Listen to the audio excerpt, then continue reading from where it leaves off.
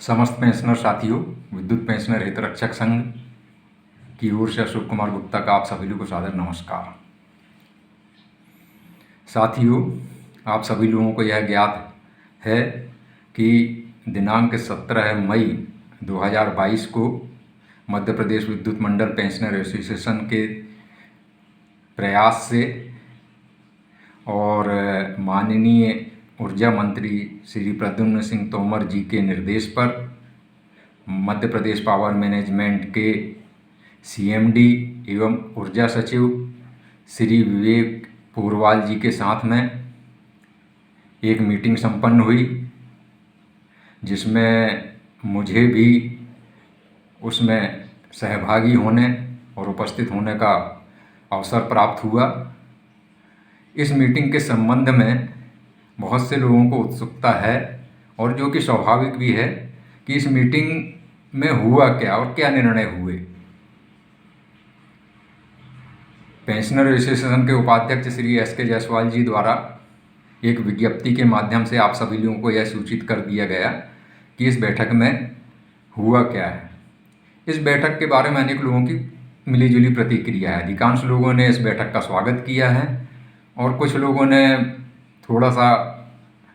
कहना चाहिए एक इस तरह की प्रतिक्रिया दी है कि अरे ये बैठक तो होती रहती है, कोई निर्णय नहीं निकला, ऐसा तो चलता रहता है। तो मैं उन सभी लोगों से ये कहना चाहता हूँ कि कृपया निराश न हों और बैठक की उपलब्धि की ओर आप अगर ध्यान देंगे तो यह बैठक इस लहजे से बहुत महत्वपूर्ण है कि आपने देखा होगा कि पेंशनर की बातें आजकल कोई सुन नहीं रहा है। पेंशनर संगठन अपने अपने स्तर पर निरंतर प्रयास कर रहे हैं, पत्राचार कर रहे हैं और अपना सोशल मीडिया पर या अन्य माध्यमों से अपनी मांगों को शासन को अवगत कराने की चेष्टा भी कर रहे हैं, किंतु अभी तक कोई विशेष ऐसा अवसर प्राप्त नहीं हुआ है कि पेंशनर्स अपनी बातें सीधे शासन तक पहुंचा सकें। यह पहला अवसर है और पहली उपलब्धि है कि पेंशनर्स एसोसिएशन को अधिकृत रूप से एक बैठक में आमंत्रित किया गया। उनकी समस्त समस्याओं को गंभीरतापूर्वक एक महत्वपूर्ण पद पर आसीन व्यक्ति द्वारा, जो शासन का भी प्रतिनिधि है और हमारी विद्युत कंपनियों की होल्डिंग कंपनी का भी एक महत्वपूर्ण पदाधिकारी है, दोनों पदों पर आसीन व्यक्ति द्वारा पेंशनर्स की समस्याओं को गंभीरतापूर्वक सुना गया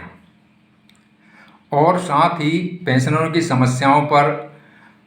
सहमति भी व्यक्त करते हुए यह कहा गया कि वित्तीय संसाधनों की चूँकि कमी है, अतः इन मांगों को तुरंत स्वीकृत करने में थोड़ी कठिनाई है। फिर भी वित्तीय स्थिति को देखते हुए जो भी संभव होगा वह सभी मांगों पर सहानुभूतिपूर्वक विचार किया जाएगा। अब आप कहेंगे कि यह तो आश्वासन हमेशा मिलते रहते हैं, तो भाई आप लोग इतने सालों की सेवा किए हैं, पूरी दुनिया देखे हैं, पूरी यूनियनों की गतिविधियां देखे हैं और इस तरह की जो भी आंदोलन हुए हैं या जो भी मांग पत्र प्रस्तुत किए गए हैं, इन सब का परिणति और परिणाम आपने देखा है कि अधिकतर तुरंत कोई निर्णय होते नहीं हैं। उस पर विचार किया जाता है, उस पर समस्त मतलब कहना चाहिए स्तरों पर यह देखते हुए कि ये कितनी फीजिबल हैं, इनको किस तरह पूरा किया जाएगा, एक लंबी प्रक्रिया होती है और उसके बाद इन पर कोई डिसीजन लिया जाता है। तो मेरा यह कहना है कि इसमें निराश होने की आवश्यकता नहीं है, बल्कि इसे एक महत्वपूर्ण उपलब्धि इस मामलों में माना जाए कि हमने एक प्रयास किया, शासन तक अपनी बात पहुंचाई और शासन के प्रतिनिधि ने इसे गंभीरतापूर्वक लिया और इस पर विचार करने का आश्वासन भी दिया है। अब वह अपनी अनुशंसा और जो भी प्रतिवेदन है वह ऊर्जा मंत्री जी को प्रस्तुत करेंगे। ऊर्जा मंत्री जी उस पर विचार करेंगे, ऊर्जा विभाग उस पर विचार करेगा और आवश्यक होगा तो कैबिनेट वगैरह में भी जाकर या मुख्यमंत्री महोदय से चर्चा करके इस पर जो भी निर्णय होगा वो सामने आएगा। इस पर एक और महत्वपूर्ण बात हुई है कि पेंशनर एसोसिएशन ने यह प्रयास किया है कि पेंशनरों को एक मंच पर एकत्रित किया जाए। इसी सिलसिले में जैसे मुझे आमंत्रित किया गया और मैंने भी बड़े खुले दिल से उनके इस प्रयास का स्वागत किया और उनके साथ में मैंने पूरी तरह से अपनी सहमति व्यक्त की कि सभी सहमत पेंशनर्स को एकत्रित होना चाहिए, एक दूसरे से सहयोग करना चाहिए और पेंशनरों की समस्याओं और उनके मुद्दों पर एक सामूहिक प्रयास करना चाहिए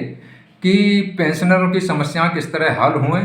और इनको हल करने के लिए किस तरह की हमको गतिविधियां आगे संचालित करना चाहिए। मुझे बड़ी खुशी है कि हमारे जो पेंशनर एसोसिएशन के शीर्ष पदाधिकारी हैं, सभी लोगों ने इस ओर सार्थक प्रयास करने का आश्वासन दिया है और आगे चलकर इसके परिणाम भी शीघ्र आपके सामने आएंगे और शीघ्र ही आप लोगों को एक उम्मीद है कि एक दूरगामी एक आपको कार्यक्रम प्राप्त होगा। अब सबसे महत्वपूर्ण बात यह है कि यूनियन के पदाधिकारी या संगठन के शीर्ष नेता अपनी ओर से जो प्रयास करते बन रहा कर रहे हैं, किंतु इनके पीछे जब तक आपकी शक्ति नहीं होगी, आप इनके साथ में आकर खड़े नहीं होंगे, जब तक यूनियन या किसी संगठन का कोई भी पदाधिकारी अपने स्तर पर पूरी तरह आपकी समस्याएं हल नहीं करा पाएगा। वह एक माध्यम है, शासन और प्रशासन और आपके दोनों के बीच का एक माध्यम है संगठन या उनके पदाधिकारी कि वो आपकी बात, आपकी समस्याएं शासन प्रशासन तक पहुंचाएं। अगर आप इनके पीछे खड़े नहीं होंगे, आपका संख्या बल नहीं दिखेगा, क्योंकि आजकल ये कहावत है कि जो दिखता है, जिसके पास ताकत है, उसी की शासन सुनता है। और दूसरी चीज़ मैं बड़े स्पष्ट रूप से कहता हूँ कि जब तक आपकी भूमिका शासन या शासन करने वाले राजनीतिक दल को महत्वपूर्ण नहीं लगेगी, जब तक वो आपकी ओर ध्यान नहीं देगा। जहाँ उसको ये लगता है कि ये हमको कुछ दे सकते हैं, तब शासन तभी आपको कुछ देगा। अगर आप उसके लिए अनुपयोगी हैं तो आपकी ओर ध्यान नहीं देगा। तो ये ताकत आपको अपने लिए खुद बनाना पड़ेगा। आपके पास में थोड़ा सा बुरा भी लग सकता है आपको, लेकिन मैं आपको कह रहा हूँ कि जब कभी आप अपने जीवन की हर गतिविधियाँ पूरी तरह पूरी कर रहे हैं, आप कहीं शादी ब्याह में जाते हैं, आप तीर्थ यात्रा में जा रहे हैं, आप अपने कहना चाहिए मनोरंजक टूर कह लो, गोवा कह लो या और भी कहीं आप घूमने फिरने जा रहे हैं, उस समय के लिए आपके पास समय है। आप मार्केट जाते हैं, मॉल जाते हैं, शॉपिंग करने जाते हैं, सब्जी लेने जाते हैं, आप डेली घूमते हैं 2-4 घंटे का, मतलब आप हर वो गतिविधि करते हैं जो आपके लिए आवश्यक प्रतीत होती है। लेकिन जब संगठन की ओर से कोई आपको प्रोग्राम मिलता है कि आप 2 घंटे के लिए इस गेट पे आ जाइए, अपने को प्रदर्शन करना है, धरना देना है, तो अधिकांश लोगों के मतलब या तो उदासीन रहते हैं इस ओर से कि यार दूसरे लोग तो पहुंच रहे हैं, कर लेंगे, अब मेरा तो ऐसा है, आज ये है, आज वो है करके वो अधिकांश नहीं जाते हैं। या फिर ये कहते हैं कि यार मैं तो बीमार हूँ। भाई आप बीमार हैं, ठीक है, आप अस्वस्थ हैं, यहाँ तक भी ठीक है, लेकिन आप बाकी सब काम तो कर ही रहे हैं ना। थोड़ा सा इसके लिए भी टाइम निकालिए। आप लोकल स्तर पर